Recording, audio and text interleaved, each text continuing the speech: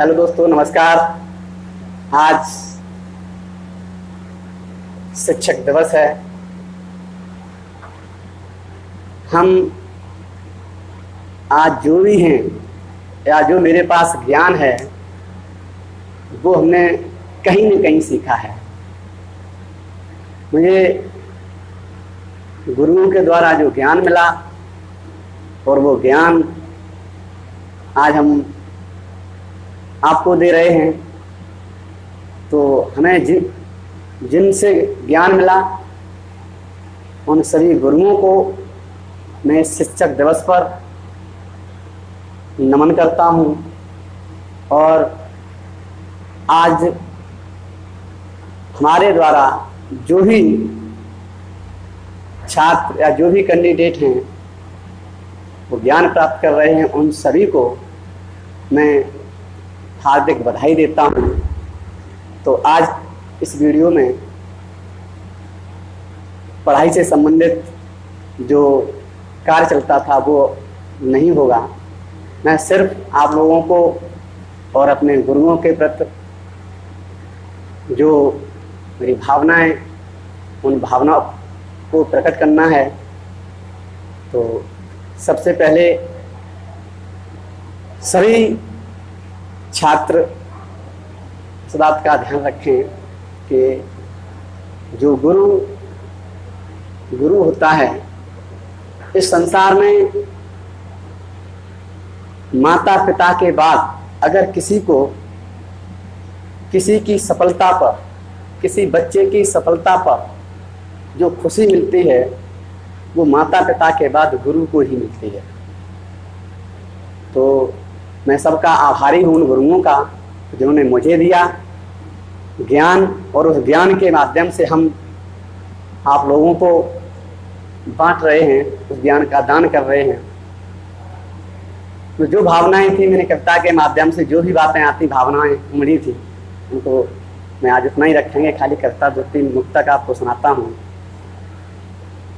पहला मुक्तक तो यही है कि सदा अपमान के घर में यहाँ अपमान मिलता है। सदा अपमान के घर में यहाँ अपमान मिलता है।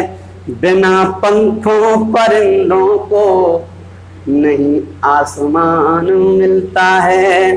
बिना पंखों परिंदों को नहीं आसमान मिलता है। कभी भूले से गुरुओं का नहीं अपमान तुम करना। कभी भूले से गुरुओं का नहीं अपमान तुम करना। गुरु का ज्ञान पाकर ही यहाँ भगवान मिलता है। गुरु का ज्ञान पाकर ही यहाँ भगवान मिलता है। हमें जिन गुरुओं से ज्ञान मिला उनकी तो हमारी श्रद्धा होनी चाहिए, और श्रद्धा के जितनी गहरी श्रद्धा होती गुरु के प्रति, ज्ञान उतना ही अच्छा मिलता है। ये मेरा अपना खुद का विचार है। तो गुरुओं के लिए मैंने कहा था कि यूं हर किसी की अपनी अपनी राहें होती हैं। यूं हर किसी की अपनी अपनी राहें होती हैं। कुछ आगे बढ़ते हैं, कुछ कोरी हवाएं होती हैं। कुछ आगे बढ़ते हैं, कुछ कोरी हवाएं होती हैं। और मंजिल